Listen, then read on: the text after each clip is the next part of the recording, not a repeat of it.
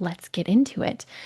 Okay, in the chat, as Rachel and I are talking, I would love it if anybody who has given a Posit Conf talk, maybe a talk anywhere, but if you've given a Posit Conf talk or you have submitted an abstract yourself, I would love it if you could share your experiences or just say, like, hey, I'm willing to raise my hand and pop in live and share my experiences.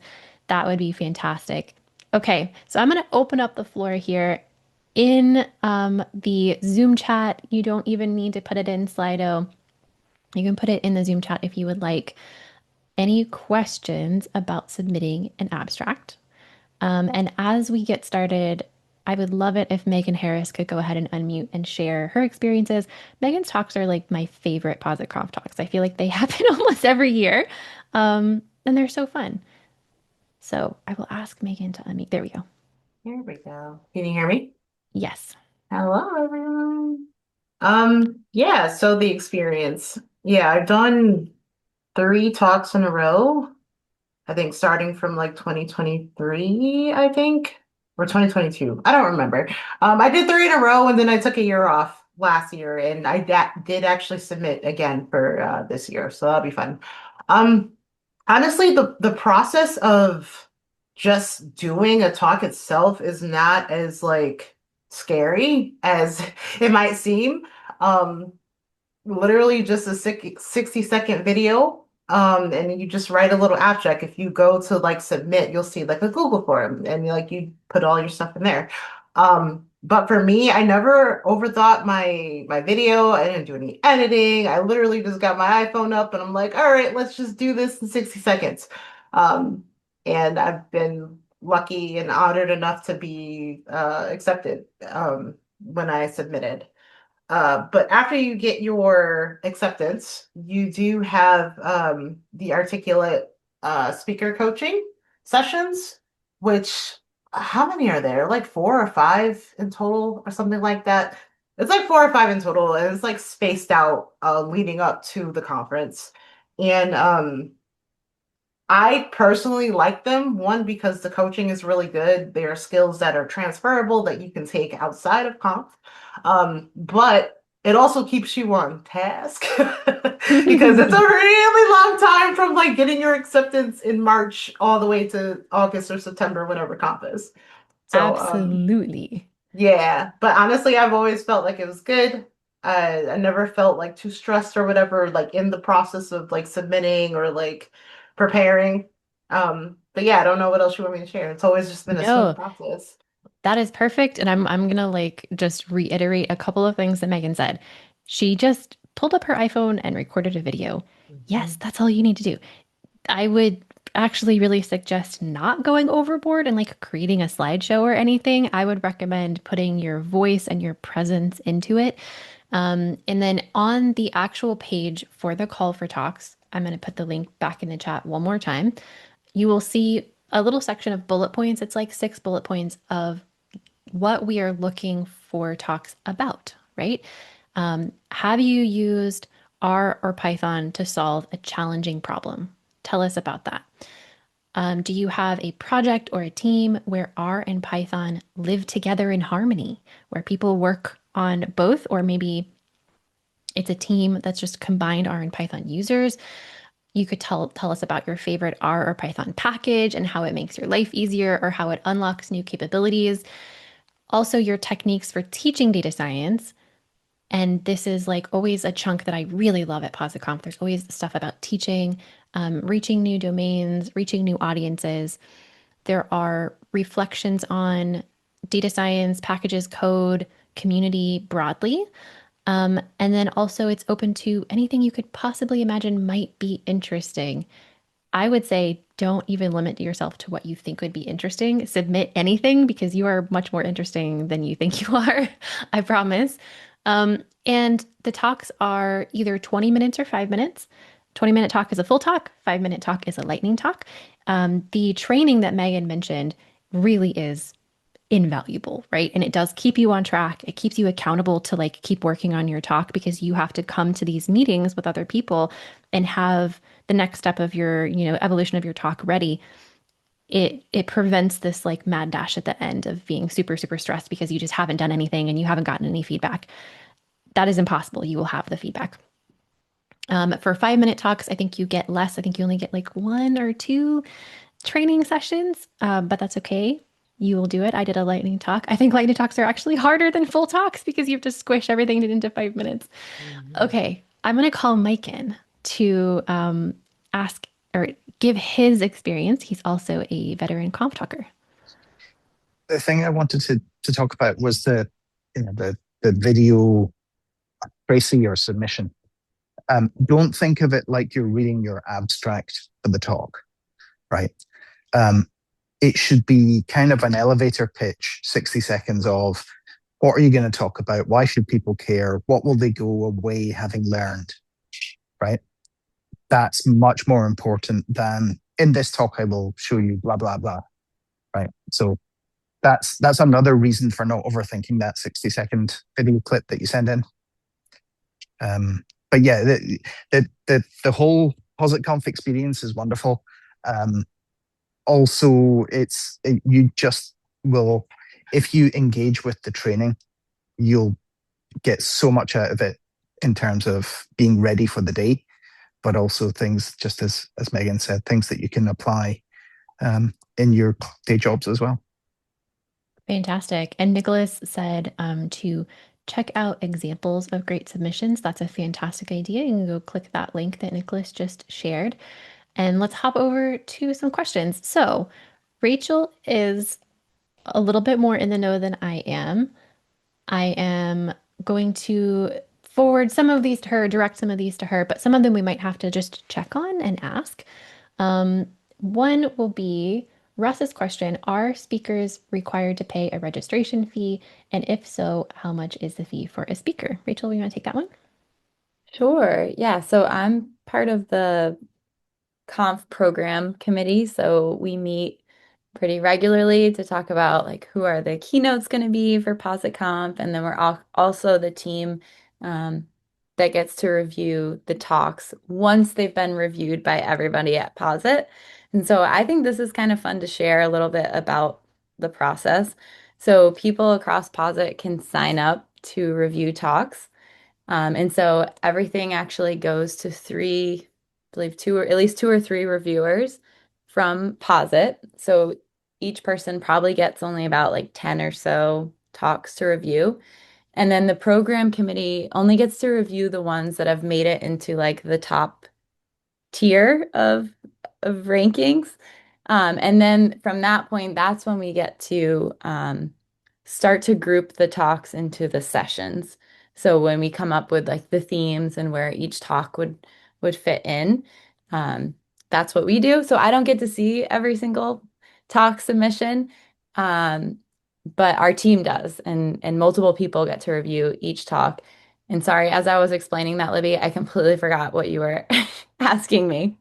Oh, are speakers required to pay registration? And no, speakers are not required to pay registration. So every speaker that gets accepted has a free ticket to conf. The only exception is where I've seen this is sometimes there's talks where um, there's two speakers, and I believe for that we give 50% off for the second speaker. But most talks it's one speaker, so that would be the full ticket free. All right, great. Thank you so much for that question. Yeah, and And I'm then going I, to share this is like a bit of an older blog post from a few years ago, but it also talks through how we build the PositComp program. perfect. And then there was a non-question, a piece of experience that Libby McKenna had shared. Hello, fellow Libby. The video portion might seem like a hassle, Libby says, but it was actually really fun to make. It's a good creative exercise and got me even more excited about my talk. I agree. I think that sometimes that like the 60-second video part, you're like, oh my goodness, can't I just like type in an abstract? And it might feel a little intimidating. I promise it's not too bad. And recording the first draft of your video might actually really help you refine your abstract much more than just typing it out. I don't know. I see some nods from other people like, yes, that's true. It helps because when you realize you have to fit it in 60 seconds of speaking, you go, oh, I need to be much more succinct because the first one you record might be like 3 minutes long. So it's very, very helpful. And then Louise had asked, will speaker training still be with Blythe and Acacia? And I think that Rachel was going to maybe check on this because I don't have 100% the answer yet. But it will either be with Blythe and Acacia or with articulation. Blythe and Acacia have gone off on their own. I don't know. We'll get back to you. Either way, you will get high quality speaker training and it will be wonderful. So no fear on that one. And Yeah, then and I Rachel, can't say enough great things about the speaker training too. It definitely makes yes. the whole process feel a lot less scary. Like I hadn't presented at a big conference before when I did my first one a few years ago. And so it was really great to not only have like the consistent training sessions, but to be in a group with other people because then you already knew a few other people when you're going to the conference too. So you get paired up with a few other people in your speaker training. And something fun I forgot to say about the conf review process is it's actually a Shiny app where everybody gets to review the talks. So every video goes into this awesome Shiny app that Garrick built. And so all of the like ratings and everything goes through that app and all the tagging. So I want us to one day share that app so people can use it for other things at their company too. Yes, open source the app, Garrick. I agree. It's very, very cool. And it also kind of like is stateful. It remembers where you were. If you like, I can only review two talks. You can hop back in to like where you were, which is very, very cool in a Shiny app. Yeah, Mike Smith says I was in a speaker training session with Joe Chang. How cool is that, right? I agree. My speaker training that I had, my little group that I had, we stayed together. Like after we did training together, we were buddies after that and have continued to check on each other. Um, and I feel close to them, which I feel really lucky for my little lightning speaker group. Okay, we have a couple more questions. We have 2 minutes left. Nicholas had asked, is there any update on the EU conf? I want to encourage some colleagues to begin thinking about a topic, but not sure if it's still going to happen. And I will give this to Rachel, but I will say it is not happening. It is not happening this year, but I appreciate hearing any feedback from everybody about that I can pass along as well so that we can continue to consider that for future years. Yes. And then Russ had asked one more question, which was, hey, I'm working on a book. Can speakers promote their materials such as books, consulting, etc.? I think that any talk you give is a walking endorsement for you. And I think, at the end of your talk, if you say, hey, also, I wrote a book and here it is, I don't think that there's anything wrong with that. Um, and of course, attending a conference in person is a fantastic place to do business networking. So I would say that is okay. Yeah, I'll Let's also add that I think when everybody's reviewing the talks, we're thinking about what is somebody in the audience going to get out of this talk Yeah. as well. So try and put yourselves in the shoes of somebody who's listening to your talk. And so while I love the talks that are, I love getting to hear like, oh, I did XYZ and this was amazing and this was great because of this. Make sure that it's something that someone can take and go apply themselves as well. Yes, or something that might inspire somebody to do something differently. I'm going to put a Yeah. line in the chat right now that's from the 2026 Call for Talks blog post. And it says, in the video, you should tell us who you are, why your topic is important, and what the attendees will take away from it. I think that that is a really good sort of like outline for how you could put together your 60 seconds.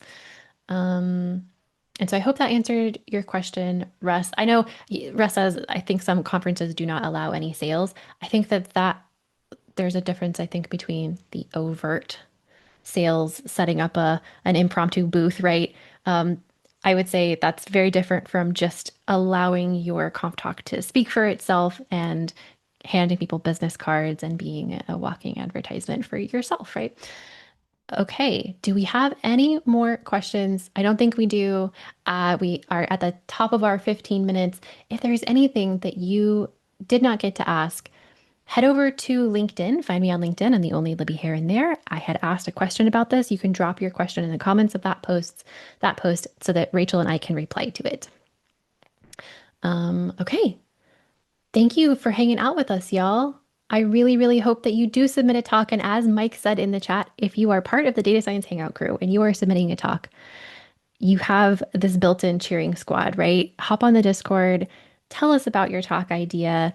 I will go make sure that there's a place on Discord where we can talk about this, but you could just put it in the general channel, you could put it in the Data Science Hangout channel, and we will all support you, I promise. At the very least, I will, I promise. Okay, everybody, thank you for hanging out. Rachel, any last words? Oh, sorry, I didn't realize I was muted. Something I just wanted to add, if you've seen somebody's like LinkedIn post or a blog that they wrote and you're thinking that would be a great talk or I'd love to learn more from that person, I encourage you to tell them because I think sometimes like we don't think that we have like a good idea for a talk until somebody like asks us a question about something or tells us they would want to learn more. And so I just want to make sure that we're all the people who do that for others as well. Heck yeah. Definitely go be that encouraging person. I absolutely believe that all of you will be because you're Hangout crew people, and that's what we do. Okay, everybody, I will see you on Tuesday, perhaps, where Isabella and I will be at the lab talking about collaborating in GitHub for Corto.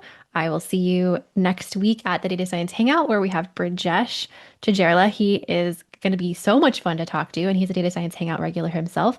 So I'll see you on Tuesday. Have a good weekend. Bye, everybody.